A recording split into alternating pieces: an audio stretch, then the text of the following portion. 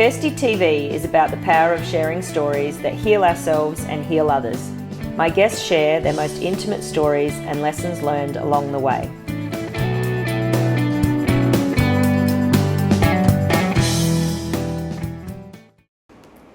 Checkity check. I'm here with Paolo. Hey. Hey, at Kirsty TV, and we just wanted to say a hi. This is the fourth owner that I have interviewed, but the first one in the home studio because the others were out of state. Yeah. Okay. And so I love Oprah. I love the OWN network. I love all of the shows. I love Paolo's show, spoonfulofpaolo.com. We're going to put up all the details. But thank you for supporting us. Thank you for supporting Oprah. Keep watching all the shows, and we love being a part of this community that helps heal people. Keep tweeting your favorite show to Oprah, to tweet. everyone. Yeah, but don't tweet it like every day like you do. Yeah, don't do that. It's not going to be good. No, I know. But that's not the way to get her attention. No, not anymore. It's different. Time has changed, people. Okay. Move on. That's right. See you guys. Bye. Take care. Oprah hit the road in her Wildest Dreams bus back in 2004 to make people's dreams come true. One of her stops was at a grocery store where my guest Paolo worked at his family store. She offered this aspiring actor a speaking role on the TV series Will and Grace, and it went down in Oprah show history as one of the best viewer surprises of all time. You were one of the craziest surprises she ever did. Wouldn't you, if she walked into your place right now, wouldn't you be going crazy? Like, wouldn't you be jumping up and down, crying? Like, why is Oprah Winfrey here? Like, well, no, Paolo. I think that's why you went down in history as one of the craziest responses, because most people kind of reacted, but you were like, whoa! Yeah, that was the day that... I think you were like hyperventilating. Crying, jumping up and down. I mean, I was stuck behind a customer service desk. Like, literally, it was the space was like this. And I mean, like you saw, I just went crazy. That was the best day of my life. It was. Really? Yes. The best day by far. It was. I tell everyone, I could say the story over and over and over because it changed my life. It changed who I am. Yeah. It made me live more of a truthful life, and it just opened so many doors for me. It was the greatest day of my life. So when Oprah walked in, at first it was almost like you were a bit stuck. She was calling your name, and you were like... I mean, it was a Thursday morning. I was sitting at the computer. I was doing labels for Barilla pasta, putting the price.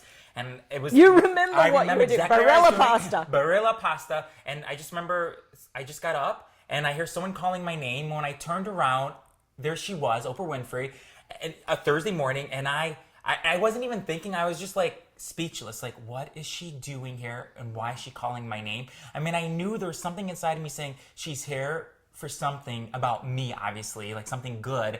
But then when she came closer and closer to me, I just got shaky, more excited. And then when she said, I got you, you've been emailing me so many times, you could stop emailing me. And then, as I saw her, I just got... Did you think you were in trouble at first? Like, you can stop emailing me now. I don't know what I was thinking. No, I kind of felt a little bit, why did she just say that? She just outed me to, like, America. Like, now everybody knows how many times I've emailed her.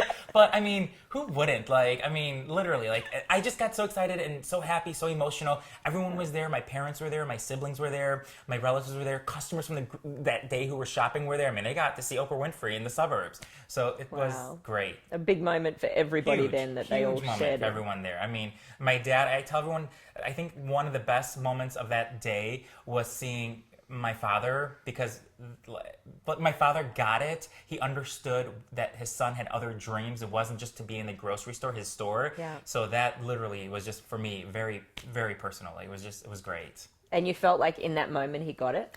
Yeah, definitely. Because I think when he saw the excitement in me and that crying and the jumping up and down and he saw that Oprah was there to make this dream come true, he finally got it. You have to remember, my father's from Italy, and he grew up on a farm, and his dream was to have all his kids be a part of this, the grocery store. And there's 7 of you. 7 of us, yeah, there's 7 of us. And so they're all there. All the in-laws are there. Like, they're all working there. So it's like, it was really hard for me to pull away. And I knew that if someone could help me, it would be her. And that day, my father, he understood, and it was hard for him, to see me go, but he was very proud of me. And Oprah said it was one of the best things she's ever seen, the reaction on my father's face when she came into the store.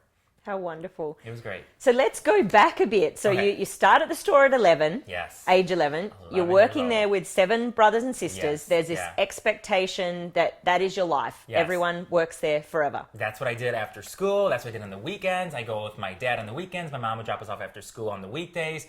I didn't know how to tell my parents, my father, that it's not really what I want to do. Like, I really want to do something else in the entertainment business. It was a calling. It was something that I knew that I had inside of me. But I just knew at some point in my life that something greater is going to come for me personally. Yeah. But I just had to go with it. Whether it was going to it took so many years, but it's so worth it. So worth it. So at 19, you start writing to Oprah Winfrey. Start writing to Oprah Winfrey. Okay, you little weirdo. I know! Look, I'm from Chicago. Her studio's in Chicago, okay? So I would go to her tapings, to her show. Like, I would bring, at the time I was engaged, I would bring my ex-fiance. I would bring cashiers to my dad's grocery store to come with me. I would go like 3 times a year. I remember the number. It's 312-591-9222, okay? To get tickets. You didn't have the emails when you would call. Yeah, when you would call at the time. And before the internet. Before the internet. So I would go there because when I would go there, it wasn't just seeing, Oprah Winfrey. It was just being a part of that whole talk show and seeing what they do and being part of the audience and seeing how they set it up. I just got so much joy being there. And I would go as many times as I could go. And I would start being friends with I would know the producers, the people working the audience. And so, but I would start calling, I would start emailing, I would start writing stuff, about can Oprah change my life? There was one letter I wrote about Will and Grace. I want to be an actor. There's one I wrote about I want to move to LA, but can I do a job over there? I even tried to get a job at Harpo Studios. I tried to get an internship there. So I tried many ways to reach out to them saying, can you help me get out of the family business? Yeah. And she did. Yeah, she did. It took you a while though. So this was going on 6-7 years. You're writing letters.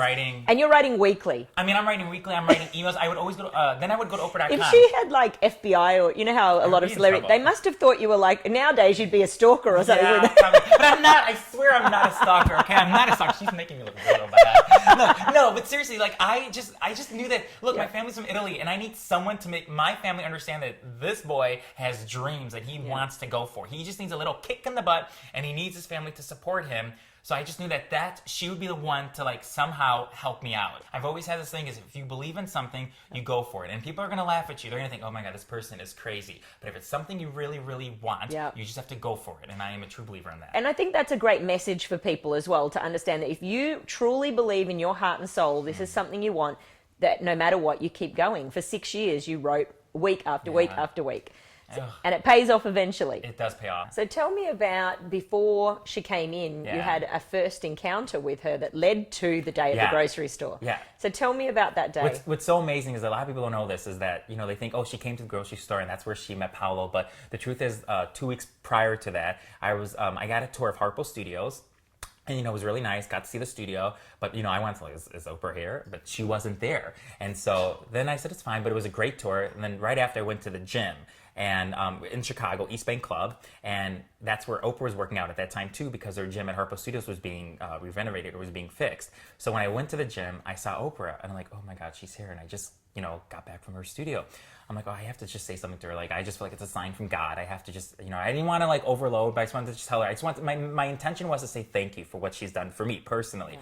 So when she was coming out of the weight room, I just walked up to her and I said, Miss Winfrey, oh my God. It makes me nervous when I even think about this, but I said, Miss Winfrey, and she's like, you can call me Oprah. I'm like, oh, okay. So I said, I just want you to know that I don't know if people tell you this as much, but I need to tell you that I am so grateful and I thank you for what your message through the television. You literally have changed my life. With the biggest thing for me is coming out was that you told me that it's okay to be who you are. I didn't have that support system really because no one in my family knew someone who was gay, but I got that from, watching the Oprah Winfrey show. So just me telling her that just to say thank you. That was my intention. That was it. And she hugged me and she was so great, so sweet. And then we left. Well, she went to work that day. And she was having a meeting, and she was telling everyone at the meeting that she says, these are her words, that she met a great guy today at the gym. So everybody's like, they were talking, and that was done.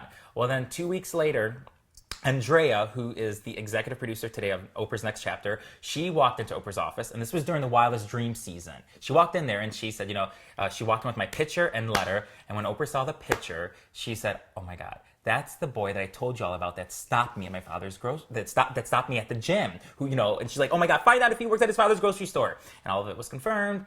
And that's what America saw is when she came to the grocery store and made my wildest dream come true. And what happened after that day? So what was day 2 like? Day 2 was then I went back to the store. The next day I went to work at Valley, and then it was. Did you want to go to work? No, I did not want to go to work. But I felt better about going to work that day. I don't know what it was. I just remember going, and it was great, and I had a great day. And then, Do you think you knew something had already changed? I just think that what I told Oprah, I think it made me feel so good about myself, actually. Like, because at that time, I really didn't have these open conversations with my family or with my siblings or friends. So to sit there and be open and tell her, like, just to say thank you for this one person who literally said it's okay to be who you are, I think that's what got me through the next day. So what are you most proud of?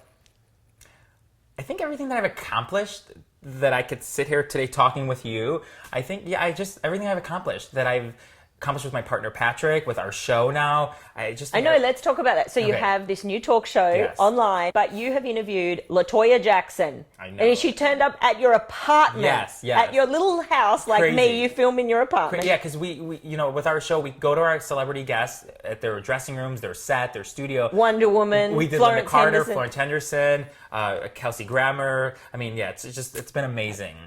Thank you very much. And same with you. Boom. You've been doing great too. So I'm having LaToya here soon. Oh, please. did you hear that? That's good. That's a manifestation. Should I send her a letter every week? Just do it for sure. Hello, it could work. You know that.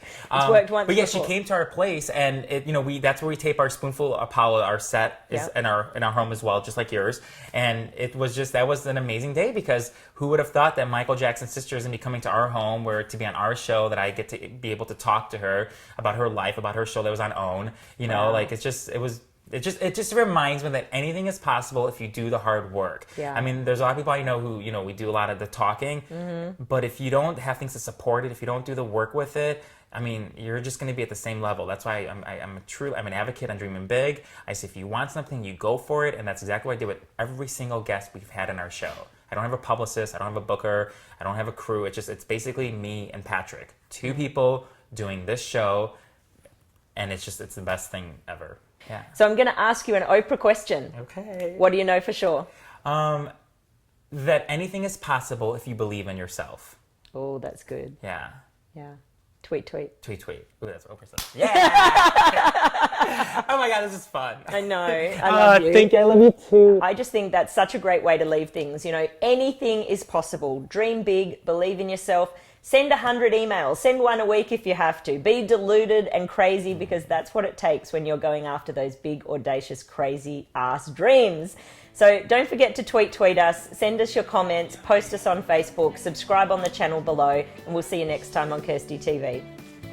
I don't imagine interviews with Oprah end quite like that.